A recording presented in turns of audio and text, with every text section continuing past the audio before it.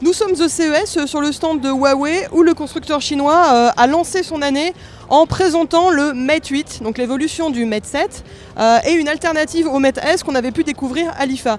Huawei a fait le choix de donner à ce Mate 8 une orientation plutôt professionnelle en mettant en avant des fonctionnalités qu'on trouve déjà dans le Mate S, notamment les gestes qui permettent de toquer sur le smartphone par exemple pour prendre des captures d'écran, mais également le capteur d'empreinte digitale qui est encore une fois présent.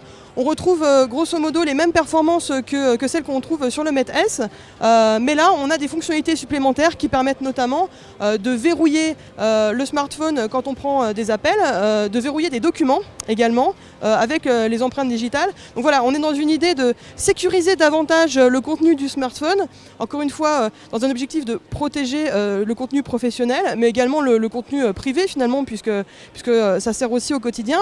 Donc voilà, on a ce côté renforcement de la sécurité, encore une fois qui passe par des démarches biométriques, que sait très bien faire d'ailleurs Huawei depuis quelques années. Du côté des autres fonctionnalités qui peuvent intéresser les professionnels, on retrouve le mode dictaphone qui utilise 3 microphones qui sont intégrés au terminal, ce qui fait qu'on capte énormément de sons et toutes les voix qui sont présentes dans une pièce, et on peut taguer les personnes qui parlent en fait en fonction de leur emplacement. Donc ça permet notamment d'écouter un enregistrement, l'enregistrement de la voix d'une seule personne si on a envie, si on l'a tagué au préalable. Autre fonctionnalité intéressante, le smartphone se propose de recadrer des présentations qui auraient été prises en photo. C'est-à-dire que par exemple si vous êtes dans une salle de conférence, si vous êtes un peu à gauche, vous allez prendre l'écran en photo, il va forcément y avoir un problème de perspective pour voir ce qu'il y a sur l'écran. Bien, il y a une fonction automatique dans ce terminal qui permet de recadrer, en fait, d'en faire quasiment une image plate. Donc forcément, nous, on nous montre des démonstrations ici qui sont impressionnantes. Il faudrait le voir à l'usage, sachant qu'on n'a pas accès à toutes les fonctionnalités sur les terminaux qui nous sont proposés. Le Huawei Mate 7 embarque un nouveau processeur Kirin 950. Donc la promesse de puissance, elle est là, c'est toujours plus puissant, mais c'est également toujours plus performant en termes d'autonomie. Là, on est sur une autonomie de 2,36 jours. C'est très précis, grâce à une batterie de 4000 mAh. On est légèrement au-dessus des performances du Mate 7 qui était déjà assez performant. Le Mate 7 proposait une autonomie de 2,33 jours, donc on grappille encore un petit peu de performance. Alors plus de performance, généralement ça sous-entend plus de surchauffe, mais là encore une fois Huawei a la réponse. Il nous parle d'un algorithme qui est capable en fait de gérer la chauffe du smartphone pour que ce dernier reste froid, on nous dit froid, frais, alors que les performances elles sont au top. Donc là encore une fois c'est à l'usage qu'il faudra s'assurer de la véracité de ces propos.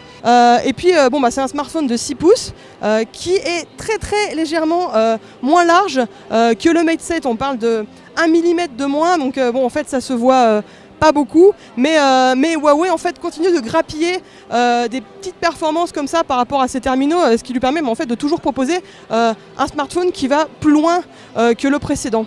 En matière de photo, Huawei a principalement communiqué sur le capteur arrière qui en fait est un capteur Sony dernier cri avec un focus ultra rapide de 16 mégapixels. Donc ça réalise vraiment des belles photos. Le constructeur a également retravaillé la luminosité, le contraste qui faisait un petit peu défaut sur le Mate 7. On a très peu d'informations par contre concernant l'autre capteur qui permet les selfies, mais de ce qu'on a pu voir, il est plutôt performant. Encore une fois, même en basse luminosité, on arrive à faire des photos plutôt convaincantes. Donc à ce niveau-là, c'est assez réussi. Petite remise en question peut-être de la part du constructeur chinois, l'absence dans le Mate 8 du capteur de pression inclus dans l'écran de la version premium du Mate S qu'on avait pu voir à l'IFA en septembre dernier.